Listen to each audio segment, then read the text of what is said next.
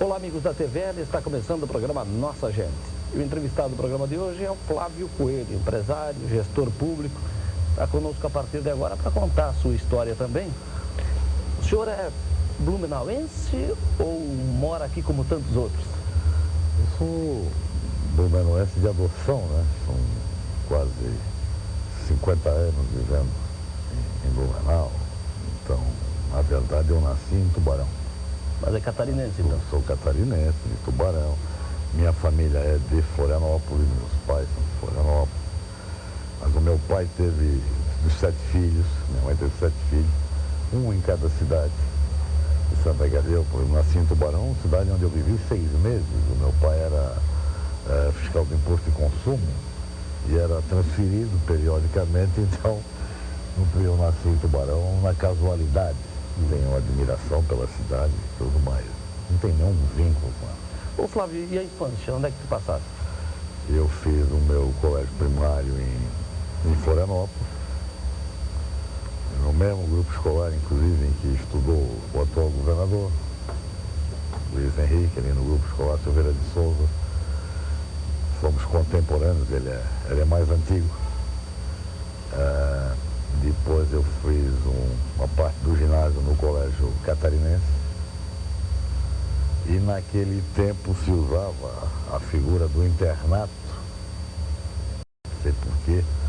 Aí eu fiz parte do meu ginásio em Jaraguá do Sul, no ginásio São Luís, como interno. Aí depois aconteceu um fato engraçado, até porque dos meus outros 6 irmãos, eu sou atemporão, todos estavam fazendo a faculdade em Curitiba, a universidade em Curitiba. Então, meu pai e minha mãe, com 7 filhos, 6 estavam em Curitiba, um em Jaraguá do Sul, e meu pai se mudou para Curitiba.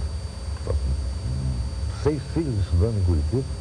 Aí eu também fui para Curitiba, onde terminei o ginásio científico e fiz o curso de ciência econômica lá em Curitiba. Muito tempo? Morou no Paraná muito tempo ou não? Morei em Curitiba muito tempo, um bom tempo, sim. Até minha mãe faleceu em Curitiba em 1956. Tenho bons amigos, conheço muito bem Curitiba, adoro aquela cidade também.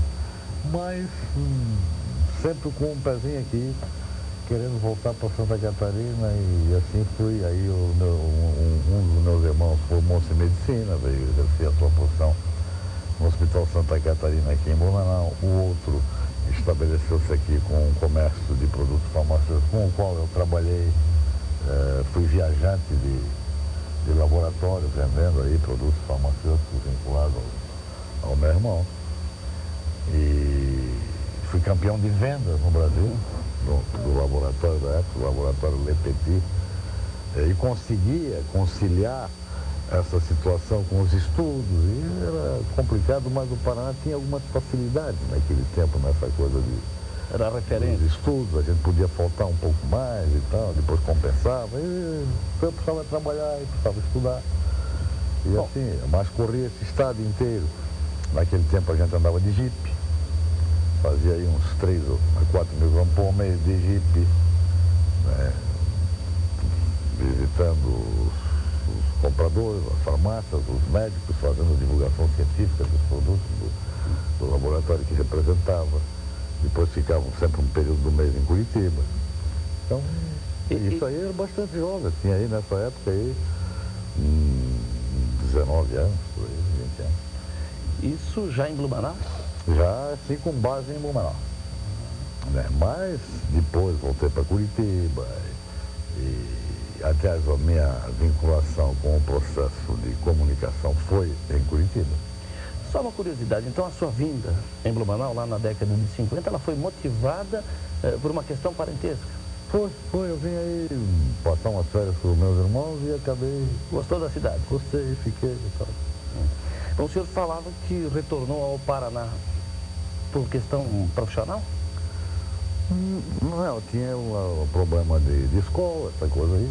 E depois eu conheci um pessoal que meu grande amigo, que era o diretor superintendente dos diários e emissoras associadas no Paraná, chamado Ronald Stresser. Ele tinha a direção da TV Paraná e do Diário do Paraná e de mais algumas rádios lá.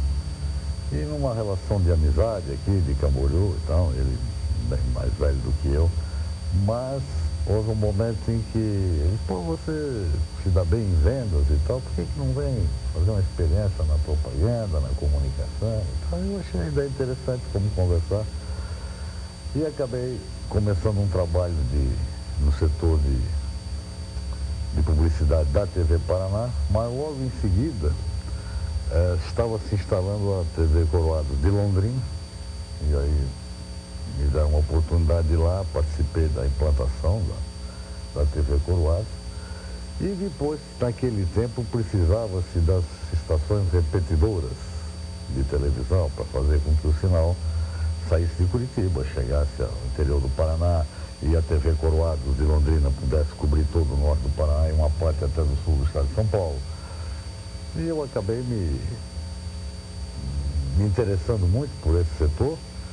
Acho que criei uma formação técnica profissional no setor que me qualificou. Implantei todo o sistema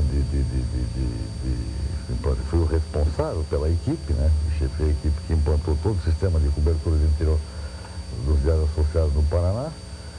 E aí eu fiz o lobby a favor de Santa Catarina, porque Santa Catarina era a salsicha do sanduíche.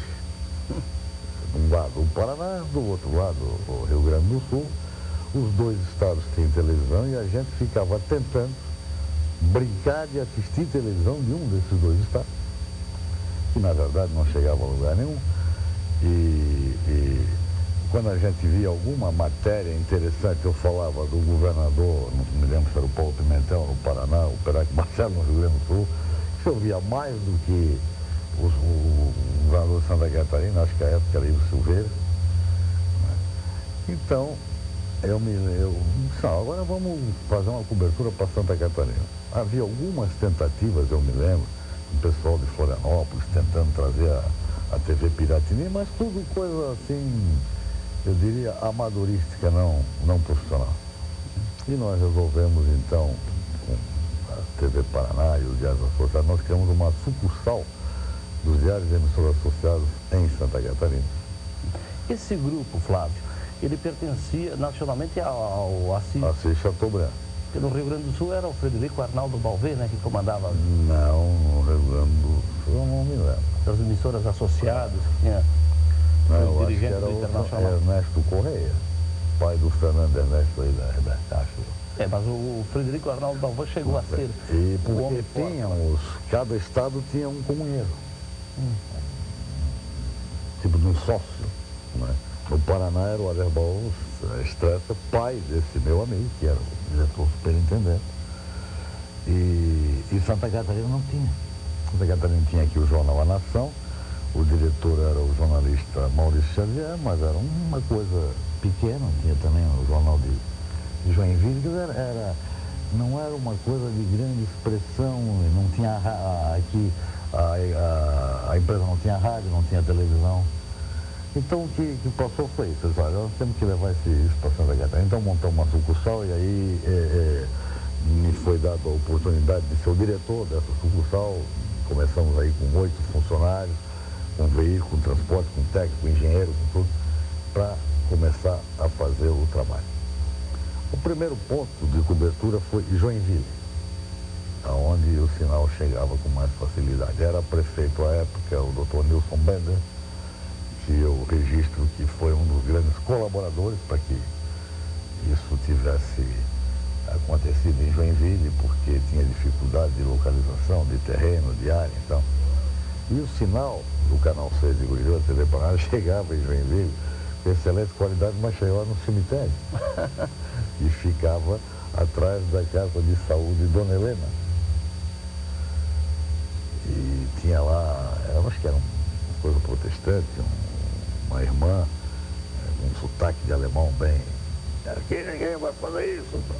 Mas aí o o Dr. Bender fez um lobby para a gente, conversou. Enfim, nós conseguimos implantar uma torre de captação do sinal e de repetição dentro do cemitério, em cima de uma sepultura.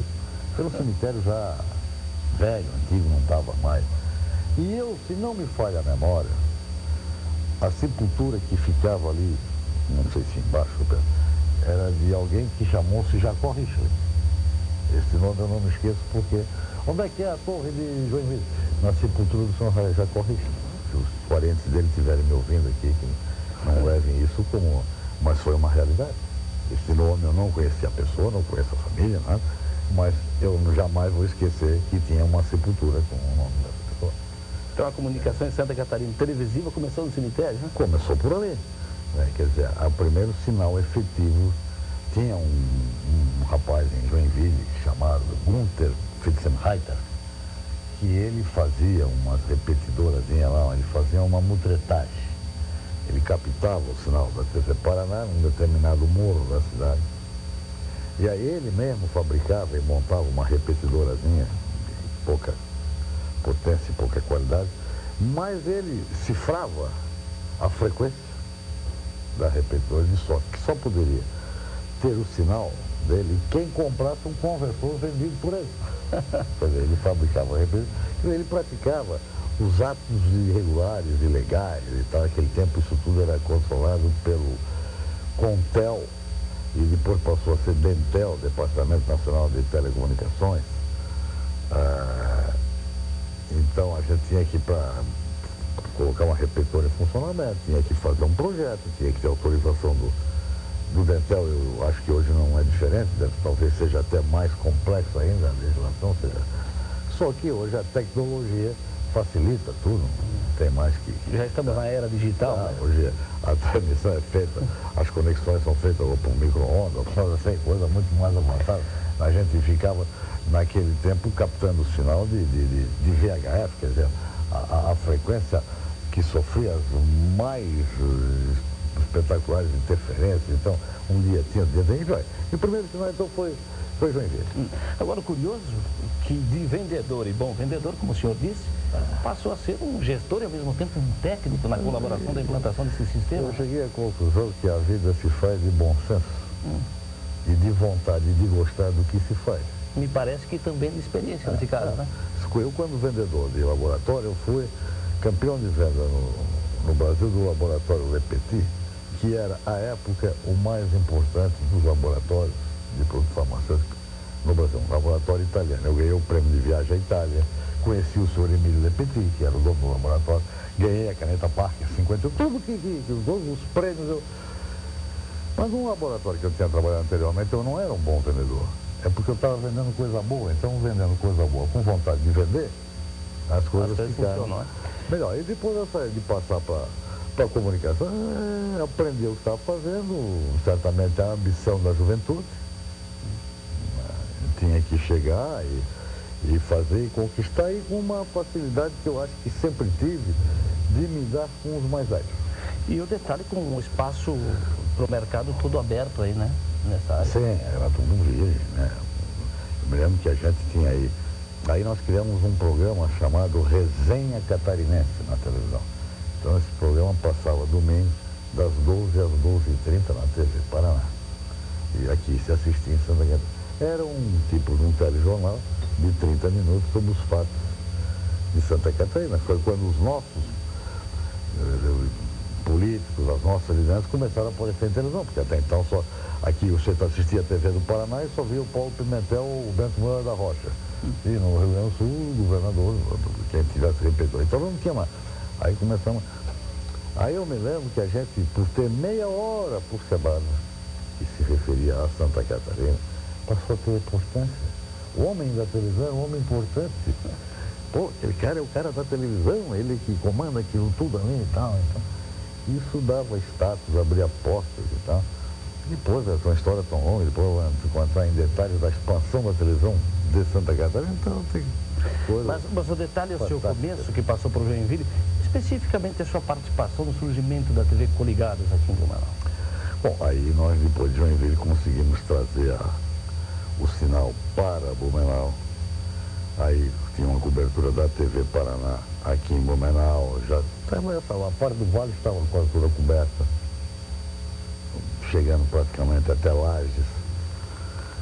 E o pessoal do Paraná, os Stresser, nós constituímos uma empresa chamada Rádio e Televisão Catarinense Limitada. Os sócios eram o Soderbo Stresser, o Ronald Stresser, e eu com uma participação simbólica lá, para disputar o canal, a concessão do canal de televisão de Blumenau, que era o Canal 3. Concomitantemente, um grupo local, liderado pelo advogado Wilson de Freitas Mel, com mais 2 outros sócios importantes dele, Caetano Figueiredo e Flávio Rosa, eles constituíram a TV Coligadas de Santa Catarina, Sociedade Anônima, que além dos 3 controladores, eles colocaram mais 307 acionistas para fazer um volume de nomes. E naquela época funcionava assim. O interessado pedia a abertura do edital de concorrência junto ao Dentel. Um edital para a concorrência de um canal de televisão na cidade de Blumenau. É diferente de hoje. Nós pedimos a abertura do edital. Mas aí eles constituíram uma empresa também local aqui, liderada pelo Wilson Mel, e competiram. Era presidente da República o general Castelo Branco. E o general, e aí o Dentel julgava as propostas e encaminhava para o presidente da República decidir aquelas propostas que contemplassem ou que atendessem os requisitos exigidos pelo edital, pela legislação vigente à época. E o presidente da República tinha o direito de deferir a concessão a quem ele quisesse, dos participantes em condições, sem justificar. Mas ele deferiu para as pessoas de Blumenau e justificou que estava atendendo o pedido da televisão de Blumenau, então deferindo a concessão, para o grupo da TV Coligados, porque representava 307 acionistas locais, enquanto o outro representava 5 pessoas do Paraná. Então nós perdemos a concorrência e o pessoal da TV Coligadas deu a concorrência. Bom, aí antes que você me pergunte, eu vou dizer como é que eu cheguei na TV Coligadas. Eu era concorrente, eu era do outro grupo, eu perdi. Né? Bom, e esse processo certamente, a concessão, aí vem a montagem, a instalação, isso é um processo demorado. E funcionava aqui, nós tínhamos umas instalações aqui no centro de Blumenau, ocupávamos ali quase um andar do edifício Juma. E o Wilson Mel, que era meu amigo, era até meu parceiro de uma rodinha de canasta que a gente tinha aí, um pokezinho de vez em quando. Fomos companheiros na época de solteiro, ele era um solteirão, eu bem mais novo, mas um dia ele entrou lá no meu escritório e disse: vem tomar um café e fazer um convite. Certo? E comprar o teu passe. Eu disse: opa, coisa boa, quer dizer que eu estou bem no mercado, uma brincadeira desse tipo aí. Tá? Finalmente ele conseguiu comprar meu passe. Ele me fez uma proposta de uma remuneração de forma adequada para ir trabalhar com ele, uma participação acionária, cedendo parte das ações da TV Coligadas, que é simbólico, mas o chefe ia aumentando e tal, porque eles tinham a concessão e não sabiam o que fazer com ela. Porque não conhecia, eu já estava conhecedor do ramo. Já tinha bagagem. Aí eu fui a Curitiba e me entendi lá com os meus amigos, foi uma situação de constrangimento. Mas eu queria montar a televisão em Santa Catarina. Aquilo era para mim uma obsessão. E essa era uma oportunidade que eu não teria outra, se não fosse aquela de sair dali fechado. Ô Flávio, nós estamos falando de que época isso? Isto foi 68. Exatamente 68. Tanto que a TV Coligadas foi inaugurada em 69. Em setembro de 69. Bom, aí nós nos instalamos aqui no prédio onde hoje ainda é a RBS, que é a sucessora da TV Coligadas, no mesmo prédio. Aí eu admiti a primeira secretária, o primeiro motorista, né? Aí vem a compra dos equipamentos. Naquela época era muito caro montar, hoje é barato. Hoje é fácil montar uma estação de televisão. Para você ter uma ideia, um vídeo, uma máquina de vídeo daquela época, que o Cadillac, o carro o mais moderno, o mais sofisticado dos equipamentos era o Ampex VR 1100, custava algo lá em torno de $500 mil. Hoje, com $300 mil, você monta a televisão inteira. E com equipamentos de ponta? Porque hoje tudo é baratinho, o vídeo é barato, né? Uma fita de vídeo daquela época era desse tamanho. E a equipe? Nós estamos falando da tecnologia da época. E a equipe de trabalho? Aí a gente teve que ir buscar, em outros setores, fomos buscar gente em São Paulo, Curitiba, o técnico nós trouxemos de Curitiba, o José Louro, que vive até hoje aqui em Blumenau, foi até técnico da TV Galega. O Louro veio conosco, já era técnico da TV Paraná, veio para cá para implantar, a participar da implantação da TV Coligadas. O diretor artístico nós fomos buscar em Porto Alegre, o Irani Macedo. O diretor de jornalismo nós fomos buscar também no Rio Grande do Sul, o Nestor Fedrizzi, já todos falecidos. Enfim, o Paulo Russomano, também saudoso, profissional da área de comercialização, que veio organizar o nosso depósito. Isso nós fomos cá fora, não tem aqui.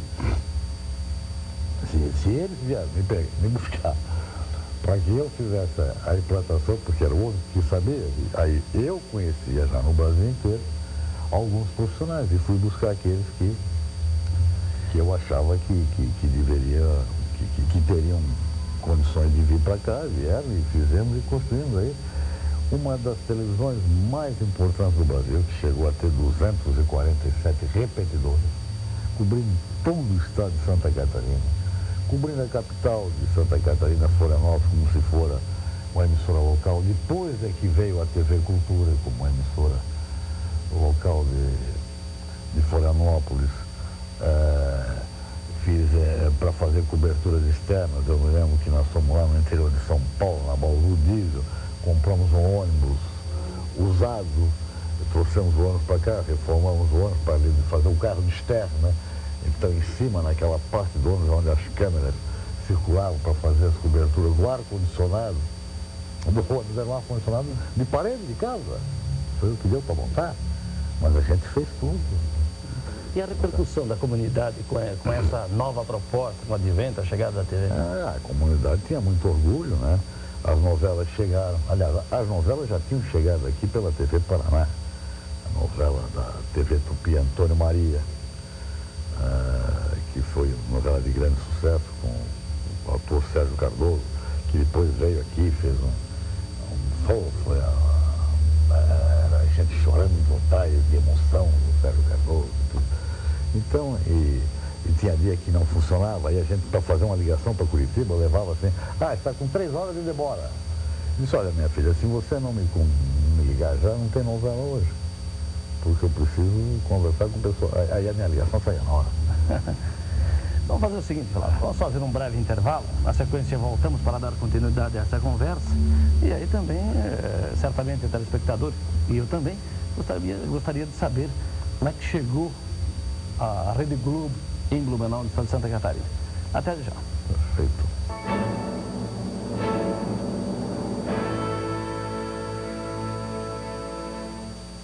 O CVV tem agora um novo número para você, 141. Decore, 141, para as pessoas que precisam conversar e reencontrar a alegria de viver. Todos os dias da semana, 24 horas ligados. Ligue para o CVV liga para você. CVV 141, a linha da vida.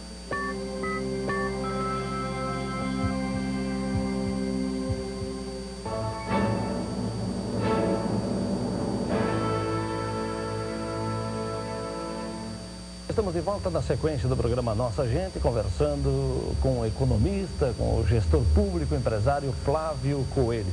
Flávio, como é que foi a chegada, a parceria com a Globo na época da Coligadas?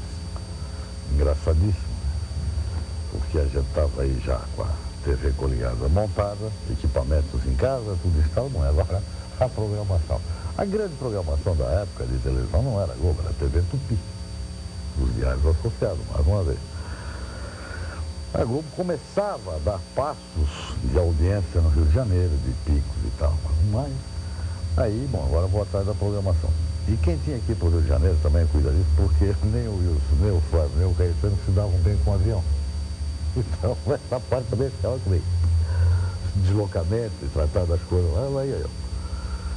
O Wilson mesmo, o nosso líder na época, não andava de avião de jeito nenhum.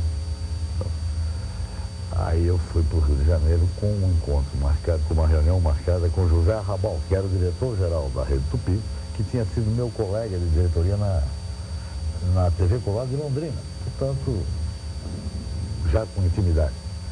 Em São Paulo, na escala do aeroporto, encontrei um catarinense chamado Célio Pereira. Era diretor de departamento na Globo, conversando. O que vai fazer no Rio? Não, vou na Tupi, assim. Para na Globo, você devia pensar na Globo? Não, a Globo é pequena. Não.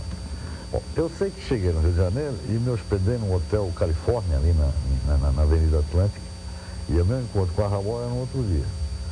E ao entardecer, anoitecendo, eu estava no quarto do hotel e ligou lá na recepção, até que o senhor quer falar com o senhor, né?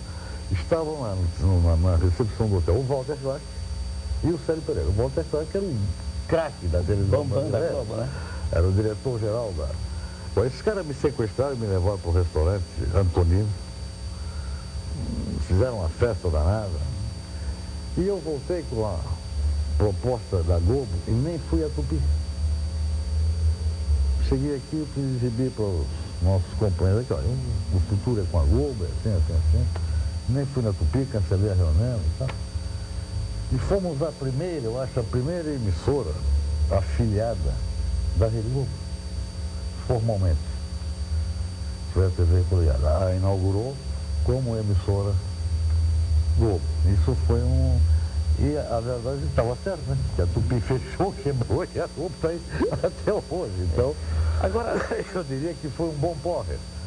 Nessa noite lá que eles me sequestraram. Foi um porre saudável. Me causa uma certa curiosidade o porquê o nome Coligadas. Porque o Wilson já era proprietário aqui de emissoras de rádio. A PRC4, a primeira estação de rádio de Santa Catarina, que Blumenau é pioneira, era propriedade do Wilson. Tinha mais uma outra estação de rádio, tinha uma rádio em Itajaí, então emissoras coligadas. Tinha uma relação com aquelas emissoras associadas, né? Quando deu-se a constituição da TV Coligadas. Legal, essa do Assis Chateaubriand, né? Aliás, a razão social até hoje é a TV Coligada de Santa Catarina, isso aí ninguém mudou. A RBS ali é eu diria que é o apelido. Pois é. Porque a empresa, mas não é TV Coligada. Talvez a do Assis era emissoras associadas e aí fizeram aqui Coligadas, talvez tenha alguma coisa. Bom, mas nessa coisa de emissoras de rádio, da televisão, já nessa época funcionando em parceria com a Globo, surge também o jornal, o Sampa. Bom, é isso aí. Nós abrimos a televisão em 69 e fizemos um trabalho jornalístico que eu diria de qualidade, porque a gente quis implantar um jornalismo diferente através da mídia eletrônica, porque eu não quero desfazer, mas era tudo muito chapa branca aqui. O jornalismo, o jornal O Estado, o jornal de Joinville. E aí nós fomos com a televisão, e aí sentimos que havia espaço para um bom jornal. Um jornal de característica estadual. E começamos a estudar a fundação do Jornal de Santa Catarina. E colocamos ele em circulação no dia 2 de setembro de 1972.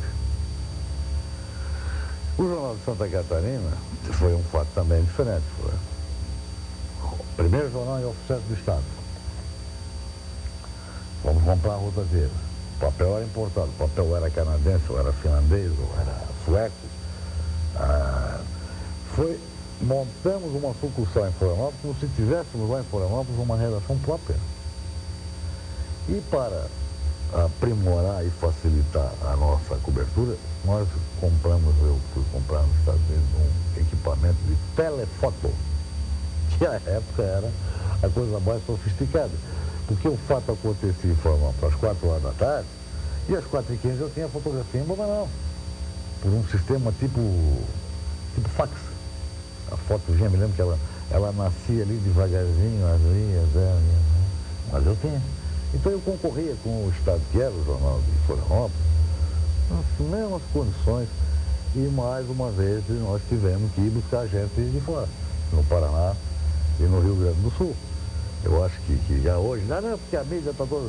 Eu posso até ter minhas culpas de ter ido buscar, mas é que os profissionais que eu podia contar estavam fora, aqui não tinha, porque jornalismo mesmo tinha mais ali em Florianópolis e não ia... Até porque não tinha veículo. Exatamente, não tinha veículo.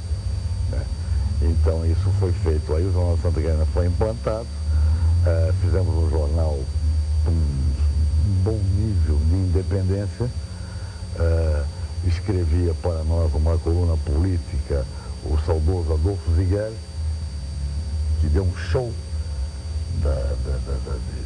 de qualidade, de tipo de independência no fato do comentário político no jornalismo em Santa Catarina, porque, queira ou não, nós tínhamos partidos políticos, o PSD e o UDN, depois transformados em Arena, e o doutor Aderbal Ramos da Silva, ex-governador, era o dono do jornal Estado. Então, evidentemente que o jornal estava escrito lá PSD. Não escrito que eu digo... Tendências. Porque não ia ser diferente. Não ia questão ideológica, né? Os interesses políticos daquela facção. E nós conseguimos fazer algo independente, bonito, direito. Fizemos uma implantação do jornal em todo o estado de Santa Catarina com circulação própria.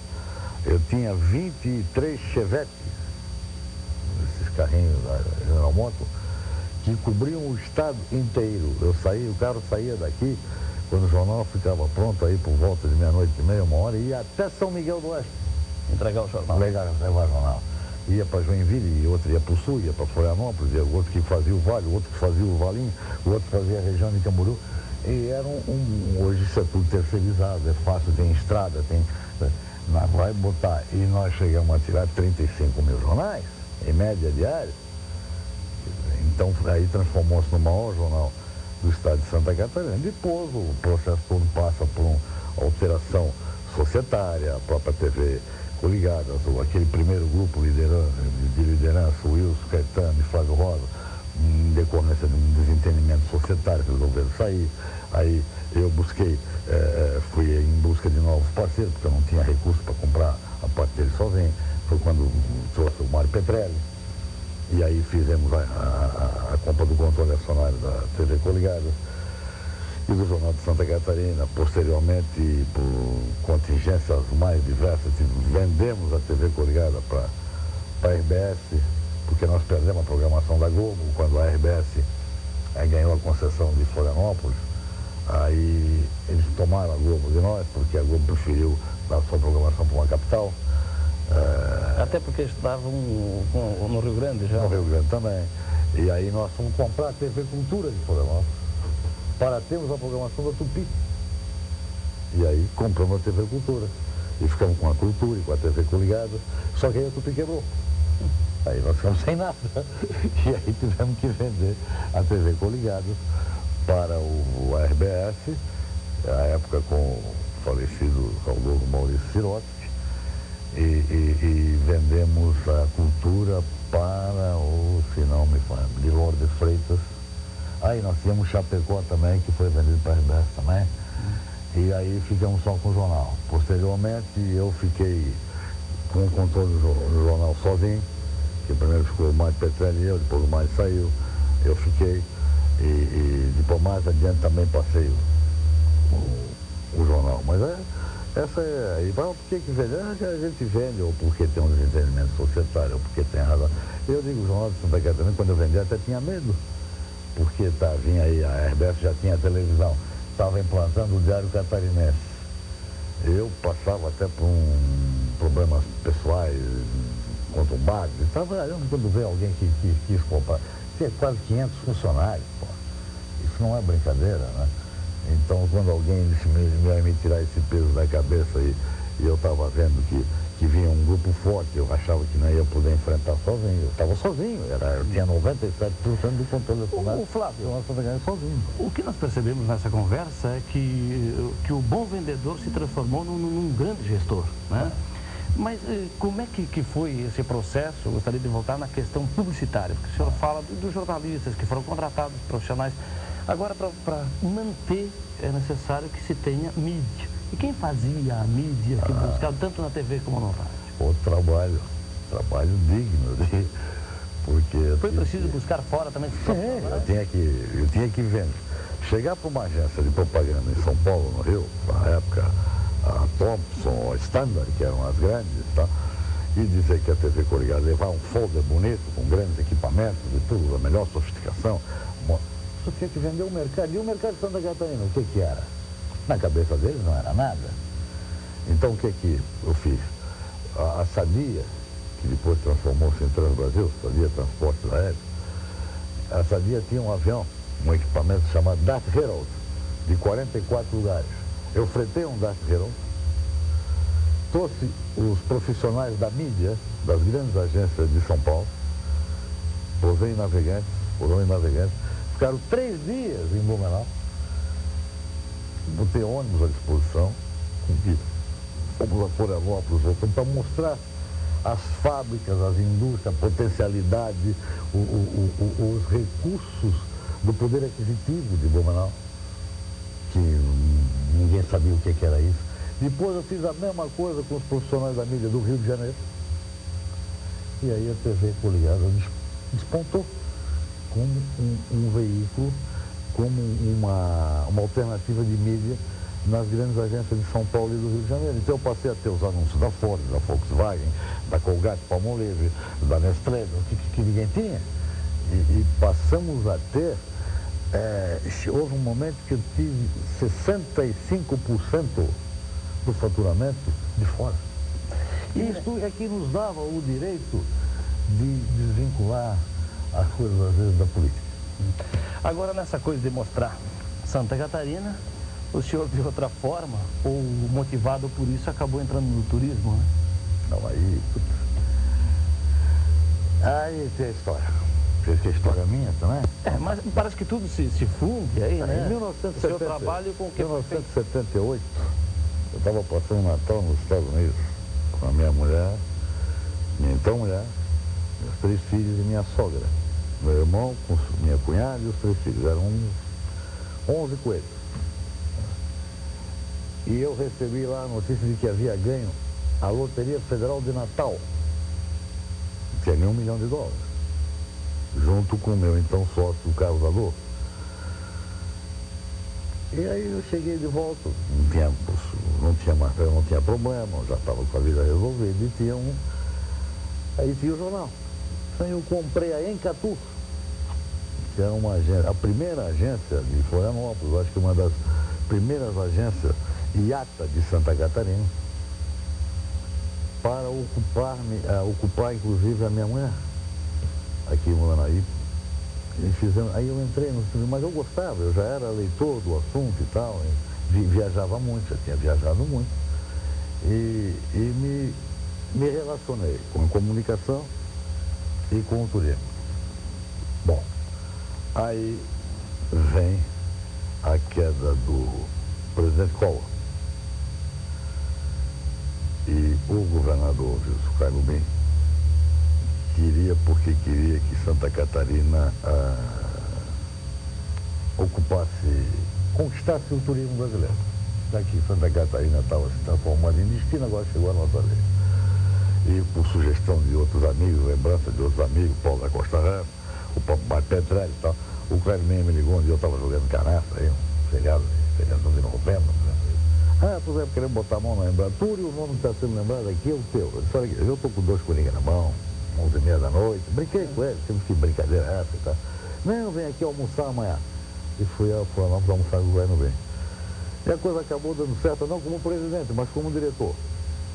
Eu tinha vendido, aí eu já tinha vendido o Jornal de Santa Catarina, a poupança estava rendendo bem, eu estava desocupado e achei que vou me ocupar.